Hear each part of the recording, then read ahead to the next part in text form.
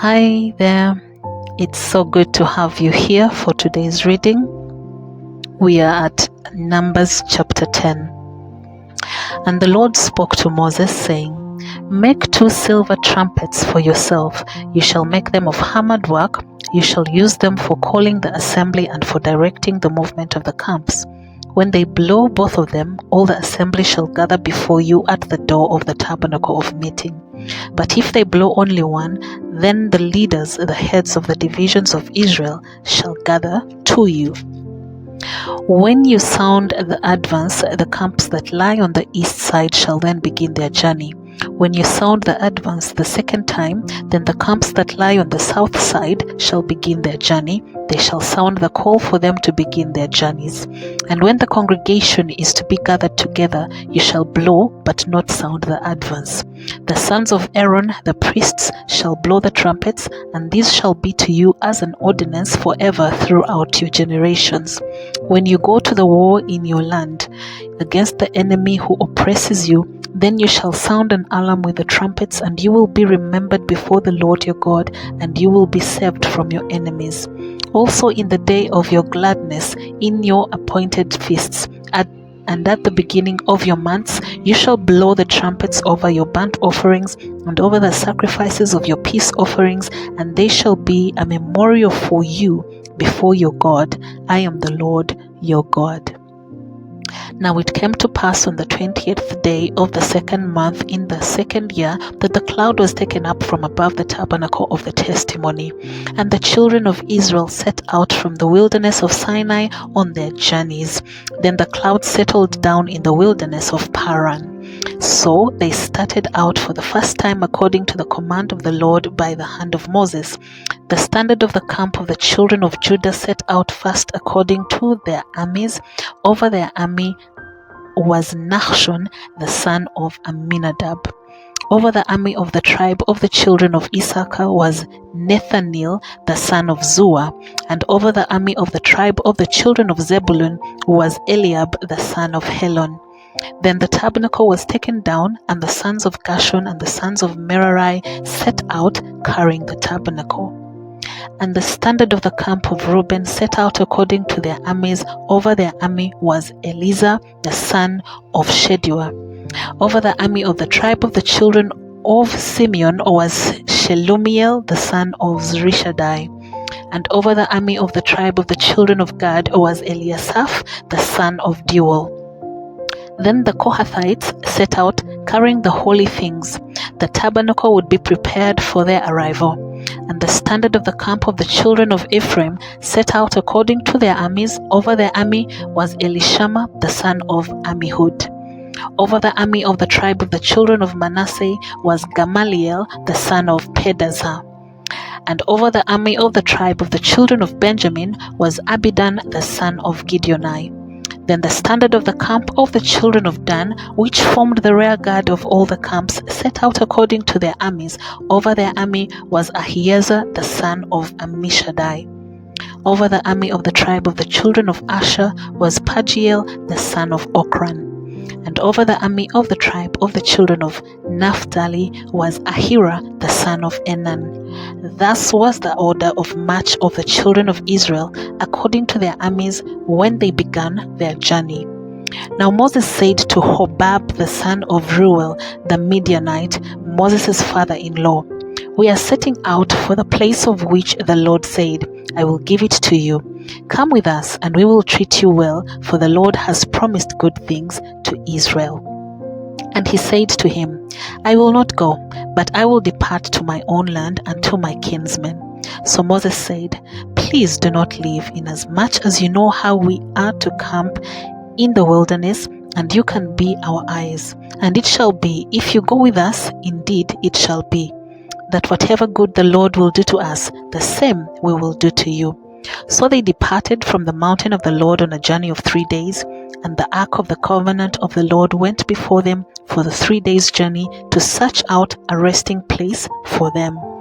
And the cloud of the Lord was above them by day when they went out from the camp. So it was, whenever the ark set out, that Moses said, Rise up, O Lord, let your enemies be scattered, and let those who hate you flee before you. And when it rested, he said, Return, O Lord, to the many thousands of Israel. Numbers chapter 11. Now when the people complained, it displeased the Lord, for the Lord heard it, and his anger was aroused. So the fire of the Lord burnt among them, and consumed some in the outskirts of the camp. Then the people cried out to Moses, and when Moses prayed to the Lord, the fire was quenched. So he called the name of the place Taberah, because the fire of the Lord had burnt among them. Now the mixed multitude who were among them yielded to the intense craving. So the children of Israel also wept again and said, Who will give us meat to eat? We remember the fish which we ate freely in Egypt, the cucumbers, the melons, the leeks, the onions, and the garlic.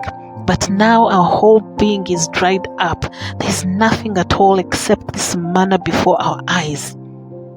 Now the manna was like coriander seed, and its color like the color of bdellium. The people went about and gathered it, ground it on millstones, or beat it in the mortar, cooked it in pans, and made cakes of it, and its taste was like the taste of pastry prepared with oil. And when the dew fell on the camp in the night, the manna fell on it. Now Moses heard the people weeping throughout their families, everyone at the door of his tent, and the anger of the Lord was greatly aroused. Moses also was displeased. So Moses said to the Lord, Why have you afflicted your servant? And why have I not found favor in your sight, that you have laid the burden of all these people on me? Did I conceive all these people? Did I beget them, that you should say to me, Carry them in your bosom, as a guardian carries a nursing child to the land which you swore to their fathers? Where am I to get meat to give to all these people? For they weep all over me, saying, Give us meat that we may eat. I am not able to bear all these people alone, because the burden is too heavy for me. If you treat me like this, please kill me here and now, if I have found favor in your sight, and do not let me see my wretchedness. So the Lord said to Moses, Gather to me 70 men of the elders of Israel, whom you know to be the elders of the people and officers over them. Bring them to the tabernacle of meeting, that they may stand there with you. Then I will come down and talk with you there. I will take of the Spirit that is upon you, and will put the same upon them, and they shall hear the burden of the people with you, that you may not bear it yourself alone. Then you shall say to the people, Sanctify yourselves for tomorrow, and you shall eat meat, for you have wept in the hearing of the Lord, saying, Who will give us meat to eat? For it was well with us in Egypt. Therefore the Lord will give you meat, and you shall eat. You shall eat not 1 day, nor 2 days, nor 5 days, nor 10 days, nor 20 days, but for a whole month, until it comes out of your nostrils and becomes loathsome to you, because you have despised the Lord who is among you, and have wept before him, saying, Why did we ever come up out of Egypt? And Moses said, The people whom I am among are 600,000 men on foot. Yet you have said, I will give them meat, that they may eat for a whole month. Shall flocks and herds be slaughtered for them, to provide enough for them? Or shall all the fish of the sea be gathered together for them, to provide enough for them? And the Lord said to Moses, Has the Lord's arm been shortened? Now you shall see whether my word will befall you or not. So Moses went out and told the people the words of the Lord, and he gathered the 70 men of the elders of the people and placed them around the tabernacle. Then the Lord came down in the cloud and spoke to him, and took off the Spirit that was upon him, and placed the same upon the 70 elders. And it happened, when the Spirit rested upon them, that they prophesied, although they never did so again. But 2 men had remained in the camp. The name of one was Eldad, and the name of the other Medad. And the Spirit rested upon them. Now they were among those listed, but who had not gone out to the tabernacle, yet they prophesied in the camp. And a young man ran and told Moses and said, Eldad and Medad are prophesying in the camp. So Joshua the son of Nun, Moses' assistant, one of his choice men, answered and said, Moses, my lord, forbid them. Then Moses said to him, Are you zealous for my sake? Or that all the Lord's people were prophets, and that the Lord would put his spirit upon them? And Moses returned to the camp, both he and the elders of Israel. Now a wind went out from the Lord, and it brought quail from the sea, and left them fluttering near the camp, about a day's journey on this side, and about a day's journey on the other side, all around the camp, and about 2 cubits above the surface of the ground. And the people stayed up all that day, all that night, and all that next day, and gathered the quail. He who gathered least gathered 10 homers, and they spread them out for themselves all around the camp. But while the meat was still between their teeth, before it was chewed, the wrath of the Lord was aroused against the people, and the Lord struck the people with a very great plague.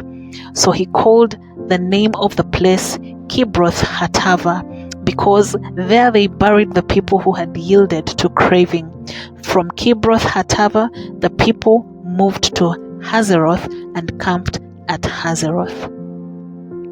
Wow, we have come to the end of today's reading. Thank you so much for joining in and for taking a few minutes of your time in the word of the Lord. God bless you so much, and until the next one, shalom.